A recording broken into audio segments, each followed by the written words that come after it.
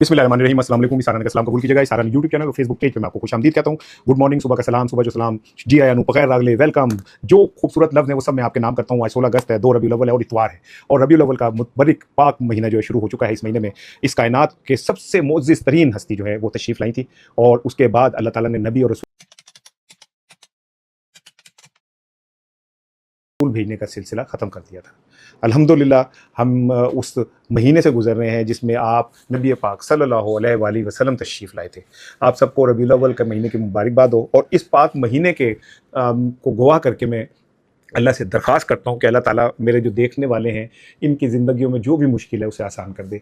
अल्लाह ताला आपको, आपके बच्चों को, उनके बच्चों को अल्लाह ताला अपनी हिफ्ज़ व मान में रखे। आपको कोई भी मुश्किल है, इस वक्त आपको माली मुश्किल है, आप बीमार हैं, आप कर्ज़दार हैं, आप किसी के नीचे दबे में, आपके खिलाफ साजिश हो रही है, आपके खिलाफ दुश्मन जो है वो चढ़े में, अल्लाह ताला सब में आपका हामी व नासिर हो और अल्लाह ताला आपकी ज़िंदगी में खैर व बरकत अता फरमाए।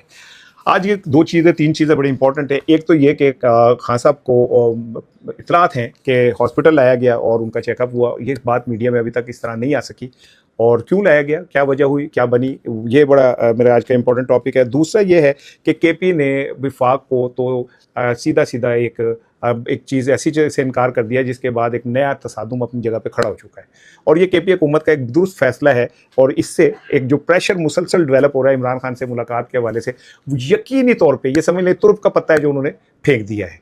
इसके ऊपर मैं बात करूँगा। तीसरा ये कि जो असीराने कोट लखपत हैं, उन्होंने एक ख़त लिखा है अचकज़ई साहब को और अचकज़ई साहब को क्या कहते हैं, उन्होंने मुखातिब करते हुए 27 सितंबर के हवाले से इमरान खान की सेहत के हवाले से कुछ चीज़ें रिक्वेस्ट की हैं जो मैंने आपसे शेयर करनी है। ये ख़त किसी हवाले से मेरे हाथ आ गया हुआ है और आज स्ट्रीट मूवमेंट में बन्नू के अंदर स्ट्रीट मूवमेंट का आगाज़ करने जा रहे हैं। सुहेल आफरीदी बड़ा ख़तरनाक इलाका है। आपको याद है बन्नू में ही फ़ौजी ऑपरेशन जो है वो हुआ था, वहाँ पे ही बहुत गड़बड़ हुई थी। तो अल्लाह ताला सबको अपने हिफ्ज़ व मान में रखे। लेकिन आगाज़ में करना चाह रहा हूँ बड़े भैया की एक तकरीर से। या नवाज शरीफ साहब ने मरी में तकरीर करते हुए कुछ इरशादात किए हैं, वो मैं ज़रा आपके साथ शेयर करूँ।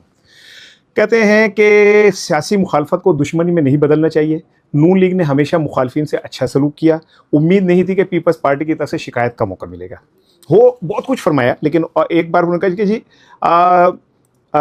कश्मीर के इंतखाबात में अवाम ने एक बार फिर नून लीग पर मुकम्मल एतमाद का इजहार किया है। आगे कहते हैं कि शहबाज शरीफ की मेहनत रंग ला रही है। शहबाज शरीफ ने हुकूमत संभाली तो मुल्क के हालात बहुत ख़राब थे।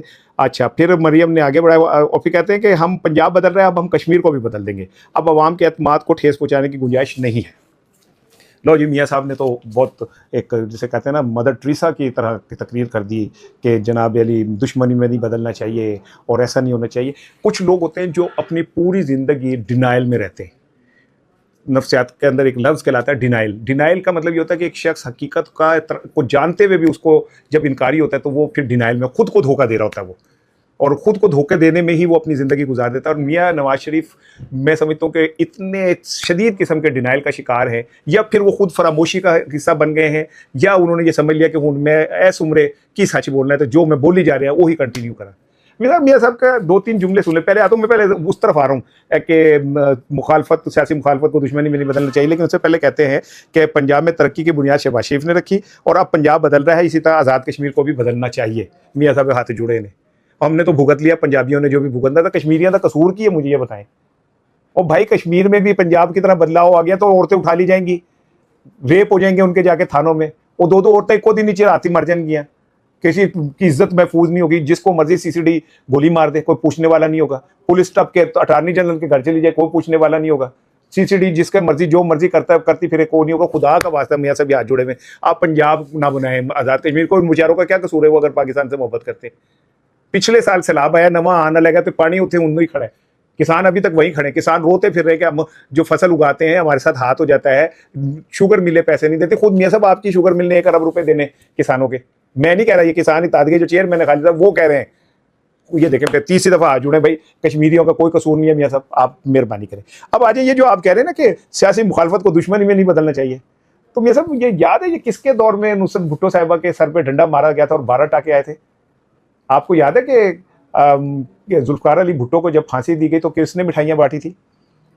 और कौन कहता था कि ये अंग्रेज़ों के कुत्ते नहलाने वाले? ये सियासी दुश्मनी तो और क्या है कि आप एक शख्स जिसने पाकिस्तान का आइन बनाया, उसे कहें ये अंग्रेजों के कुत्ते नहलाने वाले। आपको पता है, आप जो नए दो लोग देखने वाले हैं, आपको पता नहीं कि जुल्फिकार अली भुट्टो को फांसी के बाद ये तमाम से शाया करवाया गया कि उसके खतने नहीं हुए थे। आई एम सॉरी, मेरी बहनें बेटियां भी देख रही हैं, मैं बता रहा हूं कि किस सतह के छोटेपन का मुजाहरा किया गया। उसके बाद आप डॉक्टर सईद इलाही कहते हैं कि जी मुझे और हुसैन हक्कानी को और मुजीबुर रहमान शामी साहब को बाकायदा एक वो घर लेके दिया गया जहाँ पे हमें कहा गया था कि आप इनकी किरदार कुशी करें। मुझे नहीं पता कि सईद इलाही और शामी साहब उसका हिस्सा बने, मेरा ख्याल है नहीं बने होंगे, लेकिन वो जो पहले वाला बंदा है वो तो एतराफ़ करता है कि हाँ बेनज़ीर की तस्वीरों से लेके बाकी मामला तक हम करते रहे। ये वक्री बात है कि आज वो पीपल्स पार्टी के सबसे बड़ा सरजाला बन के बैठा हुआ है।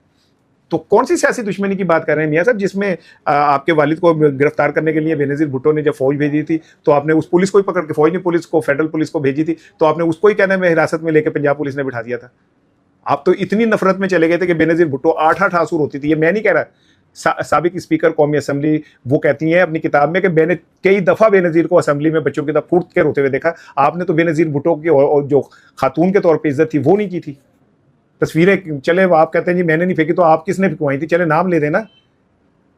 और ये जो पीपल्स पीटीआई के ऊपर एक इल्ज़ाम आता है ना कि जी पीटीआई ने सियासत के अंदर नफरत को जन्म दिया, तो अब आप सुन लें, मौलाना डीजल आपने नाम रखा था, पीटीआई ने नहीं रखा था। मिस्टर 10% जरदारी का नाम आपने रखा था, पीटीआई ने नहीं रखा था। येलो टैक्सी आप कहते थे, अमरीकी सुंडी मोहतरमा बेनज़ीर भुट्टो को आप कहते थे, पीटीआई ने नहीं ये नाम रखे थे। वो तो खबर खाएगा ना, फिर हैगा भी कोड़ा है उन्हें क्या, जो बाजवे ने क्या कि फजल मानू या रहना को, वो फिर मानता है किसी की, वो किसी की मानता है, फिर वो तो सीधा हो गया। लेकिन ये नाम आपने रखे थे। 10 साल आसिफ अली जरदारी को रगड़ा आपने लगाया था साहब का। आसिफ अली जरदारी की जो गर्दन कटी थी और जबान कटी थी थाने में, वो आपने आपके दौर में कटी थी। आपका आईजी था जिसे बाद में आपने सेनेटर बनाया था, राणी सी होगी। आप किस मुंह से, यार मैं तो हैरान हूं, तो दुनिया यार कैसे इस तरह की बातें कर लेती है, किस तरह खुद को इंसान इतना बड़ा धोखा दे देता है, मुझे नहीं समझ आती भाई आज तक ये किस तरह इंसान खुद को धोखा दे देता है। अब आ जाए दूसरी चीज की तरफ। इमरान खान साहब की सेहत के हवाले से जाहिर है बहुत दिनों से चीज़ें चल रही हैं, और उनके ब्लड प्रेशर के हवाले से, मैदे के प्रॉब्लम के हवाले से, ये कांख के हवाले से बहुत कुछ शोर मचा हुआ है। अच्छा, इसमें जब एक ये शुरू हुआ कि इमरान खान के तो ब्लड प्रेशर बहुत हाई हो जाता है, शूट कर जाता है, तो खुद अलीमा साहिबा ने कहा कि नहीं ऐसी कोई बात नहीं है, हमारा भाई बिल्कुल फिट है। मैं बात हजम नहीं हुई मुझे कि ये कैसे हो सकता है कि अगर ये हाइप बना चले, अगर फर्क करें नहीं भी हो रहा और मीडिया में ये हाइप बनाई जा रही थी कि इमरान खान की हालत ख़राब है, शायद कोई लोग वो पुराना मॉडल रिपीट करना चाह रहे थे जिसमें नवाज शरीफ साहब के लिए कहा गया था कि इनके प्लेटलेट्स इतने गिर गए हैं और उन्होंने ब्रश किया तो उनके मुंह से खून आने लगा। मैं खुद रिपोर्टिंग कर रहा था, मैं खुद परेशान हो गया, मैं कि यार इतने प्लेटलेट्स गिर गए, मुड़ के सानू पता चले जो बड़े थे समोसे खांडे सन, अंदर खाद पावे खांडे सन। बहरहाल इमरान खान की सेहत के हवाले से जो इतलात चल रही थी, और उस इतलात के अंदर ये कहा जा रहा था कि इमरान खान फिट नहीं है। अब उसमें मुझे कुछ ज़राए ने ये कहा है कि पिछले 24 घंटे के अंदर इमरान खान साहब को पिम्स लाया गया। ये उन ज़राए का दावा है, मेरे पास इसका कोई मतलब ज़ाहिर है कोई परफेक्ट सबूत तो हो नहीं सकता, कोई मेरे को वीडियो शीडियो थोड़ी होनी है कि मैं ये कहूँ, लेकिन ज़राए का ये कहना है कि इमरान खान साहब को पिम्स लाया गया था। अब क्यों लाया गया था, इस पर मुख्तलिफ लोग मुख्तलिफ राय दे रहे हैं। कोई कह रहा है कि जी उनका ब्लड प्रेशर शूट कर गया था, कोई कह रहा है कि उनकी आँख का मसला था, कोई कह रहा था कि उनके जो मैदे का इशू है वो है, लेकिन ये तय है कि खान साहब को अपने हेल्थ इशूज़ हैं।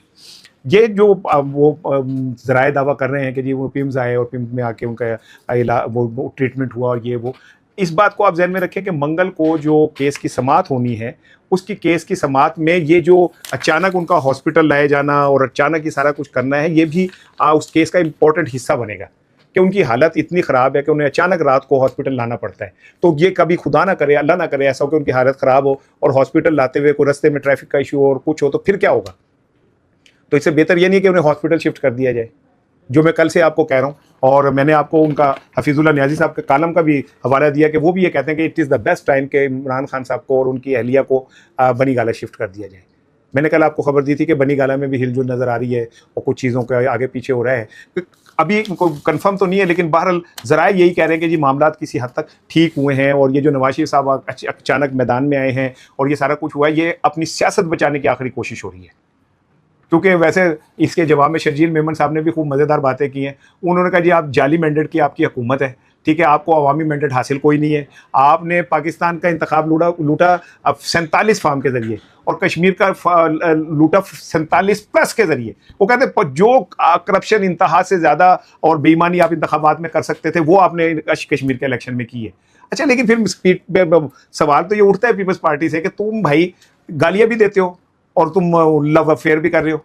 मैं जब मिसाल देता हूँ तो इन्हें बहुत बुरी लगती है कि पीपल्स पार्टी की मिसाल उस औरत की जैसी है जो अपने शोहर में कीड़े निकालती है, क्या भी है, शराबी है, कबाबी है, जुआरी है, लेकिन रहती है उसके साथ है। खुला नहीं लेना उसने, क्योंकि खुला लिया तो जो फिर उसको वो मिलने हैं, क्या कहते हैं, चीज़ें शोहर की तरफ से आई हुई, केपी गवर्नर वापस करना पड़ेगा, पंजाब का गवर्नर वापस करना पड़ेगा, बलूचिस्तान की हुकूमत वापस करनी पड़ेगी, गिलगित बल्तिस्तान की हुकूमत वापस करनी पड़ेगी, चेयरमैन सेनेटशिप वापस करनी पड़ेगी, सदर साहब को थल्ले आना पड़ेगा।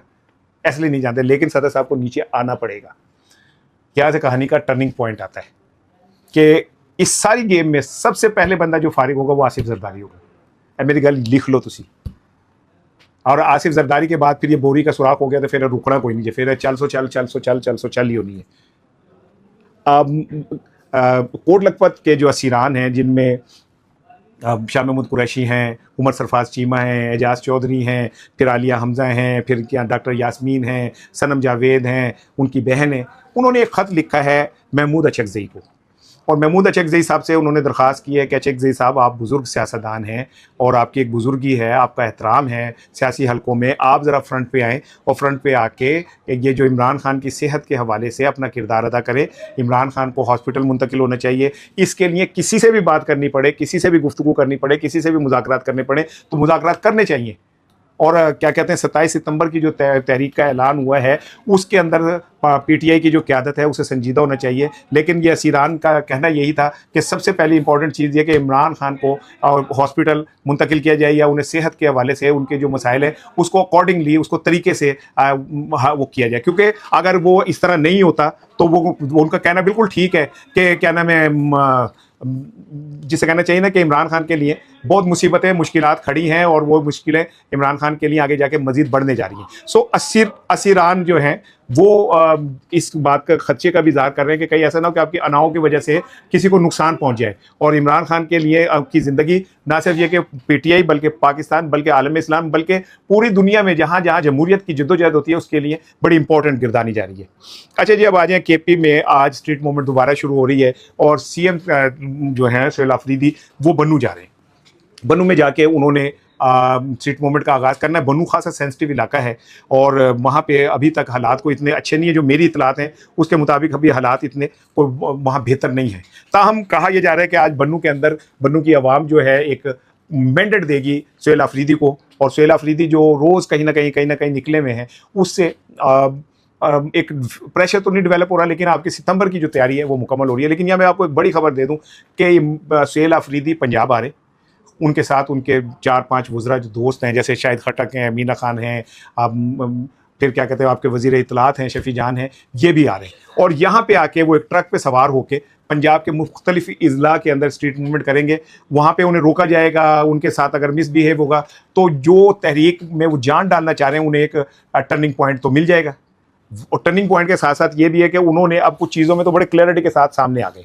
उन्होंने वफाकी हुकूमत को ये आगाह कर दिया है कि जनाब वो जो इजाफी रकम आप हमसे सूबों से तलब कर रहे हैं 6.54 बिलियन है मेरा ख्याल है, तो वो उन्होंने कहा जब तक इमरान खान से मुलाकात नहीं होगी ये पैसे नहीं मिलने, सीधे हो गए नहीं।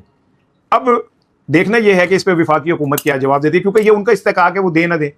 उन्होंने बजट खसारे में पेश करके बता दिया कि भाई हमारे पास तो पैसे नहीं है ना हमने आपको देने।